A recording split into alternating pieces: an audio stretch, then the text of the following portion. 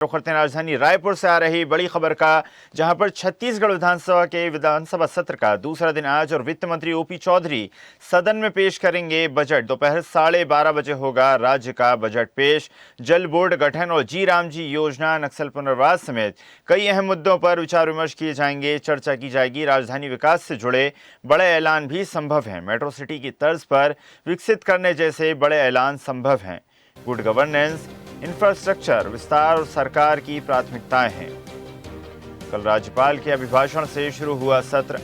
विधायकों ने लगाए कुल 2813 प्रश्न। 13 अशासकीय संकल्प, शून्यकाल की 9 और 112 याचिकाएं लगी। 25 फरवरी को राज्यपाल के अभिभाषण पर होगी चर्चा। 9 से 17 मार्च तक विभागवार अनुदान मांगों पर होगी बहस। 17 मार्च को विनियोग विधेयक पर होगी चर्चा। 20 मार्च तक चलने वाले सत्र, कुल 15 बैठकें प्रस्तावित हैं।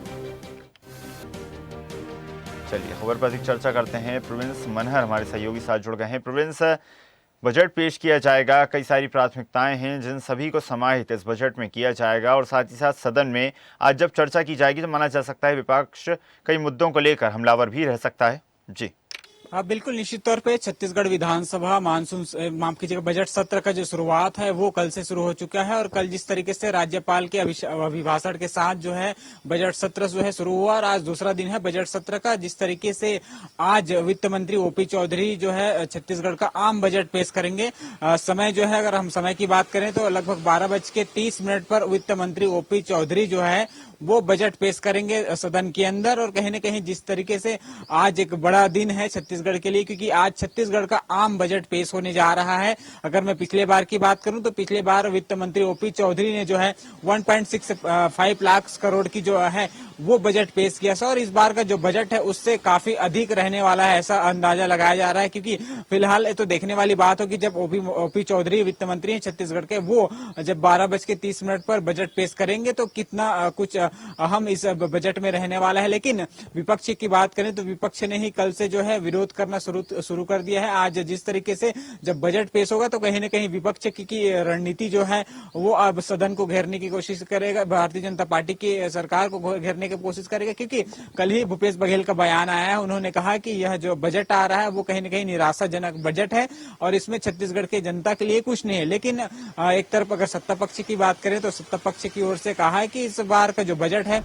काफी बेहतर बजट होने वाला है पिछली बार की अपेक्षा। इस बार और का जो बजट है वो खास रहने वाला है। क्योंकि देखिए सर, जिस तरीके से अगर हम बात करें तो छत्तीसगढ़ जो है किसान बहुल राज्य है, तो खास करके किसानों को ज्यादा फोकस किया जाता है। साथ ही साथ जो युवा है, बेरोजगार युवा है, उसको फोकस किया जाता है।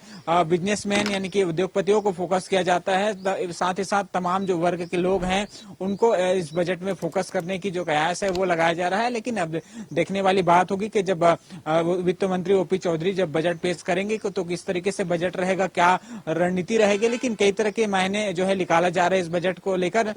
जिस तरीके से 2047 के जो विजन चल रहा है उसको लेकर भी कहीं न कहीं जोड़ा जा रहा है इस बजट में। कहीं न कहीं जो 2047 के विजन है उसको लेकर खाका तैयार किया गया है, उसको लेकर रोड मैप तैयार किया गया है। लेकिन अगर हम बात करें तो ये सरकार का तीसरा बजट है और पिछले बार जैसे कि मैंने कहा कि वित्त मंत्री ओपी चौधरी ने जो है वो 1.65 लाख करोड़ का जो है वो बजट छत्तीसगढ़ के लिए पेश किया था। इस बार इस बजट में कहीं न कहीं वृद्धि होने की जो आसार है वो लगा जा रहा है। लेकिन आज दूसरा दिन है बजट सत्र का और आज ही जो है सरकार की तरफ से छत्तीसगढ़ का बजट पेश करेंगे। उसके बाद जो है प्रेस कॉन्फ्रेंस करते हुए भी नजर आएंगे वित्त मंत्री ओपी चौधरी के साथ साथ मुख्यमंत्री विष्णुदेव साय भी शामिल रहेंगे। लेकिन अब देखने वाली बात होगी कि छत्तीसगढ़ के किन किन वर्गों को इस बजट में शामिल किया गया है, चाहे वो किसान की बात करें, चाहे सरकारी कर्मचारी की बात करें, चाहे उद्योगपतियों की बात करें, या फिर बिजनेसमैन की बात करें, या फिर जो युवा हैं उनकी बात करें, या फिर महिलाओं की बात करें। किन किन क्षेत्रों में कितना कितना बजट जो है इस बजट में शामिल किया गया है तो देखने वाली बात होगी। लेकिन जिस तरीके से मैंने कहा कि भारतीय जनता पार्टी के जो तमाम नेता है वो बेहतर बजट आने की उम्मीद है ऐसे कह रहे हैं और साथ ही साथ विपक्ष विपक्ष जो है अभी से ही हमलावर है, लेकिन आज जब बजट पेश होगा तो कहीं ना कहीं सदन के अंदर गहमागहमी की जो स्थिति है वो देखने को मिलेगा। विपक्ष जो है वो विरोध कर सकते हैं, क्योंकि हर बार जिस तरीके से जब बजट पेश होता है तो कहीं ना कहीं जो विपक्ष है वो अपनी भूमिका अदा करता है और सत्ता पक्ष को कहीं ना कहीं घेरने की जो प्रयास है वो करते हुए नजर आता है। तो देखने वाली बात होगी विशा कि अब 12:30 बजे का जो बजट है, 12:30 बजे का जो समय है, उस पर वित्त मंत्री ओपी चौधरी जो है सदन के अंदर छत्तीसगढ़ का आम बजट पेश करने वाले हैं। जी प्रोविंस, साल 2026 छत्तीसगढ़ के लिए काफ़ी ज़्यादा अहम है, क्योंकि ये साल इसलिए भी ख़ास है क्योंकि नक्सलवाद के खात्मे की डेडलाइन तय की गई है। फरवरी लगभग समाप्त हो चुका है और मार्च में जो है डेडलाइन का निर्णय लिया गया था, डेडलाइन प्रस्तावित की गई थी नक्सलवाद के खात्मे की। अब सवाल यहाँ पर यह उठता है कि बजट में और नई नीतियों में नक्सलवाद को लेकर, पुनर्वास को लेकर सरकार क्या कुछ करने जा रही है। नक्सलवाद का जो मुद्दा है वो कहीं ना कहीं सदन के अंदर उठने वाला है, क्योंकि 2026 31 मार्च तक छत्तीसगढ़ के साथ पूरे देश से नक्सलवाद खत्म करने का जो लक्ष्य केंद्र और राज्य सरकार ने रखा है उसके उस दिशा में लगातार काम हो रहा है। और लगातार अगर पिछले सरकार की बात करें और पिछले वर्षों की बात करें तो कहीं ना कहीं उसके ज्यादा अकॉर्डिंग जो है वो ऑपरेशन चल रहे हैं। लगातार नक्सलियों को मार गिराने में हमारे जो सुरक्षा बल है उनको कहीं ना कहीं सफलता मिल रही है। और हाल ही में जिस तरीके से बड़े जो नक्सली सक्रिय है, नक्सली हैं देवजी, उन्होंने जो है आत्मसमर्पण किया तेलंगाना में। उसके बाद से और जो आत्मसमर्पण का जो रुख है वो कहीं ना कहीं और तेज हो गया है। बीबीएम डिवीजन के जो नक्सल गतिविधि में सक्रिय हैं, उन्होंने विजय शर्मा को भी पत्र लिखा है 2 दिन पहले और उन्होंने आत्मसमर्पण करने की इच्छा जताई और पुनर्वास जो नीति है उसको कहीं ना कहीं अपनाने की बात कही है। लेकिन इस बजट की अगर हम बात करें तो बजट में कहीं ना कहीं इसको शामिल किया गया है कि किस तरीके से छत्तीसगढ़ के वो बस्तर संभाग, जहां तमाम जो जिले हैं, चाहे वो सुकमा की बात करें, दंतेवाड़ा की बात करें, बीजापुर की बात करें, जगदलपुर की बात करें, ऐसे तमाम जो जिले हैं जो नक्सलवाद से प्रभावित है, उसमें किस तरीके से नक्सलवाद को खत्म किया जाए। क्योंकि जो डेडलाइन का जो समय है अब लगभग 35-38 दिन का समय शेष रह गया है। ऐसे में एक बड़ा चुनौती भी होता है कि इस 35-36 दिन में जो है किस तरीके से नक्सलवाद को पूरी तरह खत्म किया जाए। क्योंकि सदियों से जो चलते आ रहा है, वर्षों से जो चलते आ रहा है नक्सलवाद, लगातार छत्तीसगढ़ में के बस्तर में लाल आतंक को लेकर जाने जाते हैं और इस लाल आतंक को खत्म करना इतना आसान नहीं। लेकिन जिस तरीके से चुनौती और लक्ष्य है और इस दिशा में लगातार काम हो रहा है, हालांकि विपक्ष भी इस चीज को मान रही है, लेकिन विपक्ष का कई तरह के सवाल है कि आखिरकार जो मुठभेड़ हो रहा है उसमें जो नक्सली मारे जा रहे हैं वो एक्चुअल नक्सली है या कुछ फर्जी नक्सली बताकर जो है जो ग्रामीण है उनको मार दिया जा रहा है। कई तरह के सवाल जो है वो विपक्ष की ओर से किया जा रहा है। लेकिन अब इस बजट में इस सदन के अंदर किस तरीके से नक्सलवाद को लेकर चर्चाएं होती हैं, क्या विपक्ष की भूमिका होगी नक्सलवाद को लेकर, क्योंकि सबसे बड़ा समस्या वो है नक्सलवाद को लेकर। सरकार जिस तरीके से कहते हुए नजर आ रही कि बस्तर से हम नक्सलवाद खत्म करने की ओर जो है वो अग्रसर है, लगातार बढ़ रहे हैं और बस्तर में एक नई विकास की जो धारा है उसको हम बिछाने वाले हैं।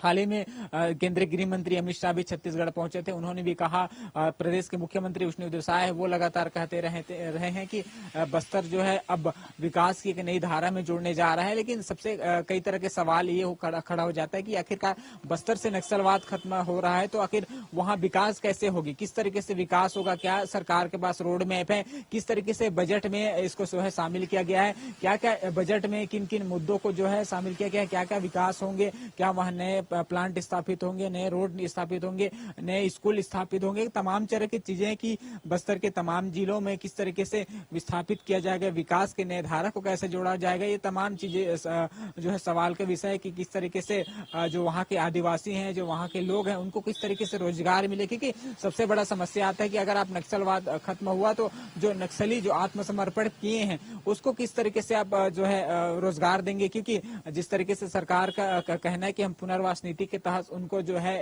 आवाज दे रहे हैं, रोजगार के लिए ट्रेनिंग कर रहे हैं, तो ये सबसे सवाल है कि आखिर क्या उनको किस तरीके से ट्रेनिंग दिया जाएगा, क्या उनके लिए बजट में निर्धारित किया गया, क्या उनको किस तरीके से जॉब मिलेगी, किस तरीके से नौकरियां वो कर सकेंगे, किस तरीके से वो रहेंगे। क्योंकि लगातार जो नक्सली हैं वो जंगलों में रहता है और उससे जो उनका जो कनेक्शन है शहरी क्षेत्र से जो है कटा रहता है। ऐसे में वो उतना एजुकेशन उनकी जो है स्किल जो है डेवलपमेंट नहीं होती, साथ ही साथ वो मुख्य धारा से में नहीं होने के कारण जो है बहुत सारी चीजें हैं उसको उनको फेस करना पड़ेगा। तो लेकिन एक तरफ सरकार का जो डेडलाइन का जो लक्ष्य है, लगभग 36-38 दिन का जो समय रह गया है, इसके बाद किस तरीके से रणनीति होगा, किस तरीके से रूपरेखा होगा और किस तरीके से बस्तर को विकास के रास्ते में जोड़ा जाएगा, इसको लेकर आज बजट सत्र हो रहा है और बजट में किस तरीके से उसके लिए प्रावधान है, ये तो देखने वाली बात होगी जब 12:30 पर वित्त मंत्री ओपी चौधरी जब बजट पेश करेंगे, छत्तीसगढ़ का आम बजट। तो बस्तर के लिए किस तरीके से इस बजट में शामिल क्या क्या चीजें हैं जो शामिल किया गया है, वहां नक्सलवाद को खत्म करने के लिए किस तरीके से बजट जो है शामिल किया गया, तो देखने वाली बात होगी। जी सर। जी बिल्कुल प्रिंस, माना जा सकता है कि सरकार का प्रयास है कि बजट के माध्यम से हर वर्ग को साधने का प्रयास किया जाए। बने रहिएगा हमारे साथ, आगे भी आप चर्चा करते रहेंगे। और ऐसी ही ताजा खबरों के लिए लाइक, फॉलो और यूट्यूब पर सब्सक्राइब कर बेल आइकन जरूर दबाइए और हर अपडेट के लिए विजिट कीजिए स्वदेशलाइव.com।